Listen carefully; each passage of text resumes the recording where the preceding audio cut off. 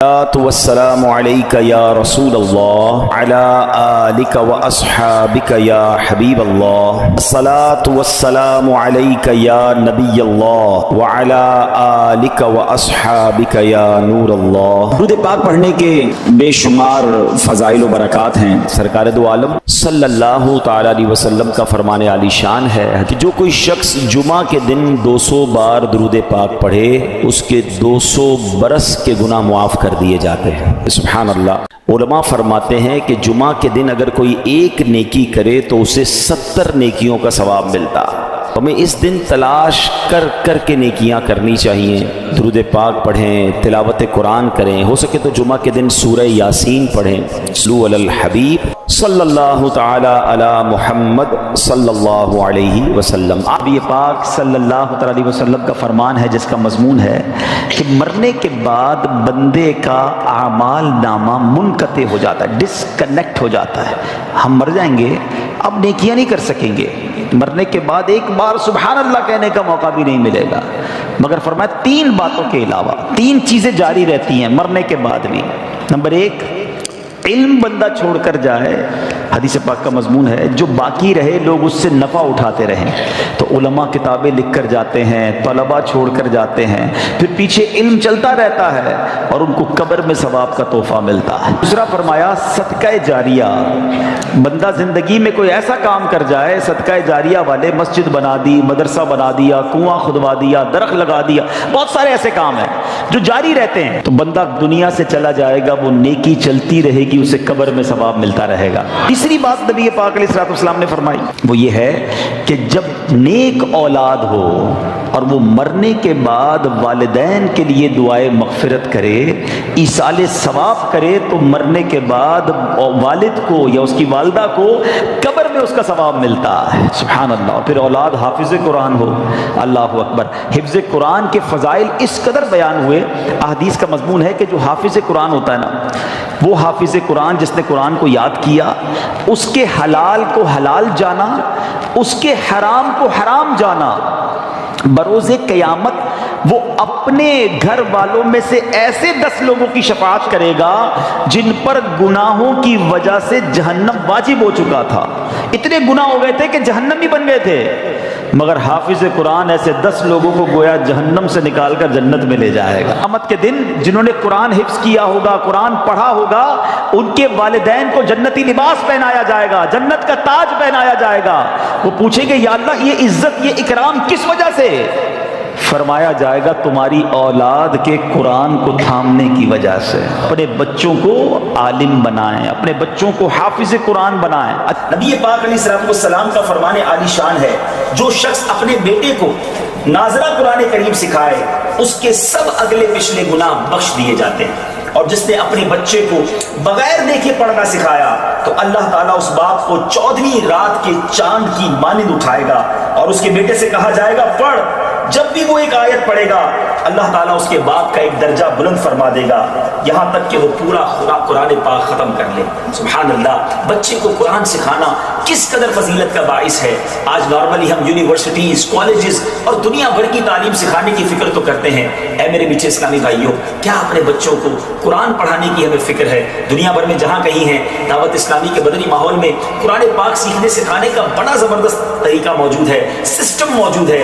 خود بھی قرآن پڑھیے اور اپنے بچوں کو بھی قرآن پاک کی تعلیم دیجیے۔ اللہ تعالی ہم سب کے دلوں کو نور قرآن سے منور فرمائے۔ یہ بڑا مجرب ایک عمل ہم نے دیکھا، بزرگوں سے سنا کہ جس کے یہاں بیٹا نہ ہوتا ہو یا بیٹی کی تمنا ہو تو وہ سیدنا حمزہ رضی اللہ تعالیٰ کے مزار پر حاضری دے کر یہ تمنا کرے کہ یا اللہ ان کی برکت سے مجھے بیٹا عطا فرما، اور جب بیٹا عطا ہوگا تو میں اس کا نام حمزہ رکھوں گا۔ کئی حمزہ ملے مجھے، یہ بتایا تھا، ہم نے وہاں جا کے نیت کی اور یہ حمزہ ہمیں مل گیا۔ تو چلیں جو نہیں جا سکتے آج ان کا تصور کر کے اللہ سے دعا کرنی ہے کہ اللہ ان کے صدقے بیٹا عطا فرما دے، ہم بیٹا نبی پاک کے مبارک چچا کے نام پر حمزہ رکھیں گے۔ میرا کریم مولا دینے والا ہے اور اچھوں کے صدقے ہم پر بھی کرم ہو جائے گا انشاءاللہ۔ اچھا، حافظ قرآن کے حوالے سے ایک مدنی پھول اور دوں، یہ غفران بیٹا کے لیے بھی ہے، یوسف بھائی کے لیے بھی اور باقی لوگوں کے لیے بھی، کہ جب آپ کے بچے یا بچی حافظ قرآن بن جائے نا، ہمارا بہت بڑا ٹارگٹ ہوتا ہے یہ حافظ بن جائے۔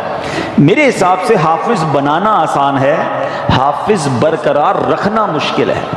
جیسے جیسے عمر بڑی ہوگی نا، اس کی زندگی میں اور مصروفیات بھی آئیں گی، تو اب حفظ بھلا دیتے ہیں لوگ، تو اس کا شاندار طریقہ یہ ہے کہ اب حافظ بن گئے، اب مرتے دم تک قرآن یاد رہے اس کا انتظام کرنا ہوگا، روزانہ دہرائی بھی ہوگی، جب کاروبار نوکری پہ لگ جائیں تب بھی روز کا 1 گھنٹہ مخصوص کرنا پڑے گا جو قرآن کو دہراتا رہے، ہر رمضان میں مصلی سنائیں تاکہ یہ حفظ باقی رہے، ورنہ چلا جاتا ہے۔ تو اگر آپ کو بچوں کو حافظ بنانا ہے بنانا چاہیے، لیکن اس کے بعد کا بھی نظام بنانا چاہیے۔ پہلے مدرسے میں پڑھاتے ہیں، حافظ بناتے ہیں، پھر اسکول میں ڈالتے ہیں، وہ جو مدری منا ہوتا ہے باپو بن جاتا ہے، اور اس کے بعد اس کو پتہ نہیں ایسی لائن میں ڈال دیتے ہیں کہ وہ سارا قرآن بھول جاتا ہے۔ تو اگر آپ نے حافظ بنایا تو بہترین طریقہ یہ کہ اس کو اب عالم بنائیں، کیونکہ جب بندہ حافظ بن جاتا ہے نا اللہ پاک اس کے دماغ کو بہت کھول دیتا ہے، اس کے سینے کو کشادہ کر دیتا ہے، علم کا نور اب اس کے اندر آنا شروع ہو جاتا ہے۔ تو جب وہ عالم بنتا ہے تو کہتے ہیں نا سونے پہ سہاگا، نور علی نور ہو جاتا ہے۔ تو اپنے بچوں کو حافظ بنائیں اور پھر عالم بنائیں۔ لوگ بڑے فخر سے کہتے ہیں میرا بیٹا P H D, doctor, engineer, ایک حدیث نہیں سنا سکتے کسی انجینئر کی فضیلت کی، کسی ڈاکٹر کی فضیلت کی۔ علماء کی فضیلتوں کے باپ بھرے ہیں۔ نبی پاک علیہ الصلوۃ والسلام فرماتے جس کا مضمون ہے جب اور لوگ قیامت کے دن جنت میں جائیں گے نا تو علماء کو روک لیا جائے گا کہ رکو، باقی لوگوں کی شفاعت کر کے انہیں بھی جنت میں ساتھ لے جاؤ۔ علماء کہتے ہیں جو عابد ہوتا ہے نا، عبادت کرنے والا، نماز پڑھنے والا، نیکی کرنے والا، وہ تیراک کی طرح ہوتا ہے جو تیرتے تیرتے دریا پار کرتا ہے، تھک بھی جاتا ہے، مگر جو عالم ہوتا ہے نا وہ کشتی کی مانند ہوتا ہے، لوگ اس میں سوار ہوتے ہیں وہ سبھی کو پار لگا دیتا ہے۔ تو اب لوگ آپس میں باتیں کرتے ہیں کہ یار خاندان میں ایک ڈاکٹر ہونا چاہیے، خاندان میں ایک وکیل ہونا چاہیے، جناب خاندان میں ایک عالم ہونا چاہیے، اللہ وہ دن دکھائے کہ خاندان میں ایک مفتی ہونا چاہیے، ایک حافظ قرآن ہونا چاہیے۔ ایسے بچے بناؤ تو انشاءاللہ یہ مرنے کے بعد آپ کے لیے صدقہ جاریہ کا باعث بنیں گے۔ آج بچوں پہ توجہ نہیں دیتے ماں باپ، بعد میں سر پکڑ کے روتے بھی ہیں بچہ نشے میں چلا گیا، غلط صحبت میں چلا گیا۔ آپ کو چاہیے تھا کہ آپ اس کی ایسی تربیت کرتے، اچھا مدنی ماحول آپ کے سامنے دعوت اسلامی کا ہے جہاں بچوں کی تربیت کا انتظام بھی موجود ہے، بچیوں کی تربیت کا انتظام بھی ہے، والد کی تربیت کا انتظام بھی ہے، والدہ کی تربیت کا انتظام بھی ہے۔ ہر طرف دعوت اسلامی نے مدرسے، جامعات، پھر ماشاءاللہ گھر بیٹھ کر مدنی چینل دیکھیں تو سب کی تربیت ہونا شروع ہو جاتی ہے۔ تو یہ سوچ لینا آپ کہ ہمارے مرنے کے بعد ہماری اولاد اگر نیک ہوئی نا تو وہ کام آئے گی۔ وہ روایت سنی نا آپ نے کہ حضرت عیسیٰ علیہ السلام ایک بار ایک قبر کے پاس سے گزرے، اس قبر پر عذاب ہو رہا تھا، تھوڑے عرصے بعد واپس آئے، اسی قبر کے پاس سے گزرے تو اس میں انوار و تجلیات کی بارش۔ آپ نے کہا یا اللہ پہلے عذاب ہو رہا تھا اب رحمتیں برس رہی ہیں، یہ سب کیسے ہوا؟ ارشاد باری ہوا عیسیٰ جب یہ بندہ دنیا سے گیا تھا گناہگار تھا، بڑے گناہ کیے تھے، قبر میں عذاب ہو رہا تھا، مگر اپنی بیوی کو پریگننٹ حاملہ چھوڑ کے مرا تھا۔